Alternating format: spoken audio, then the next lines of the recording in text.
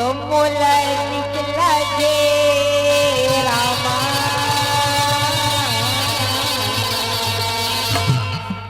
कहा निकला थे बोले कहा बोल बहनी हो बधाई हो ये परमात्मा से भाव भक्ति भजन कीर्तन मोला निकला जे रामा। और राम के कहानी मोला निकला रे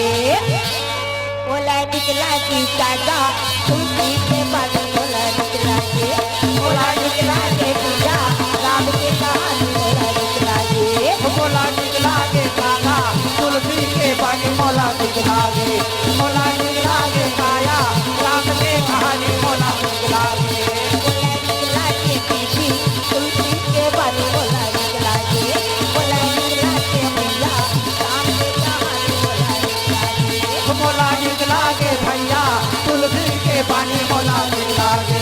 मोला निकला के कागा राम के कहानी मोला निकला रे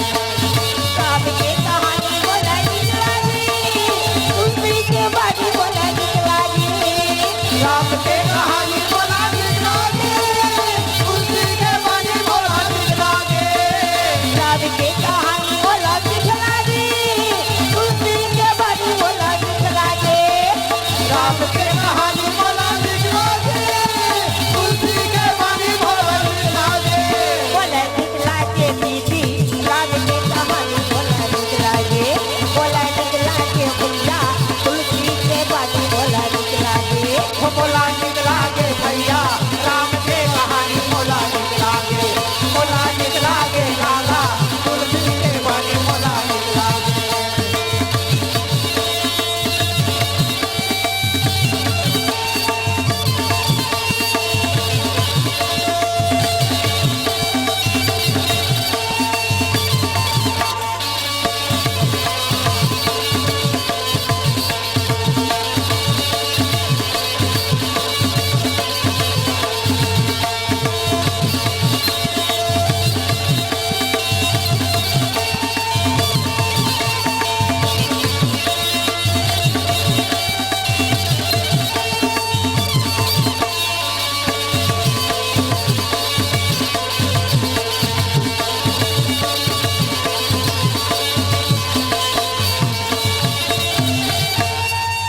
धानी रे लुई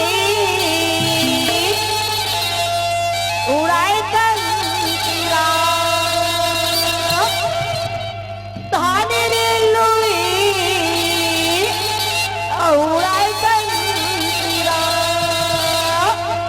भगवान के मंदिर में औ बाजा थे बंसीरा।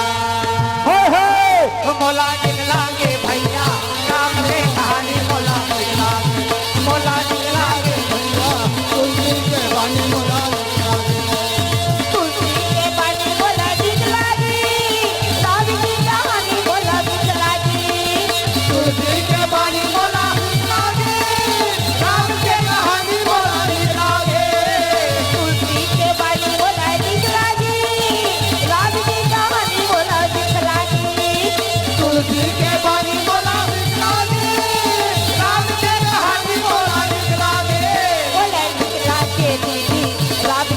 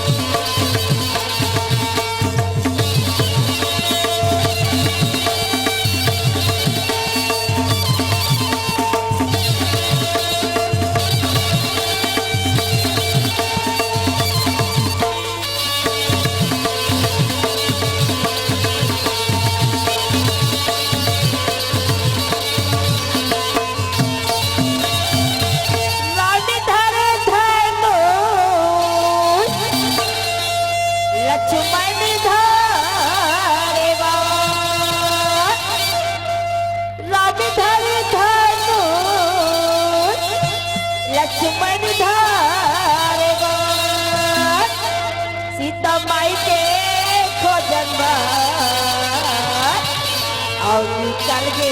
हनुमान हो, मोला निकला के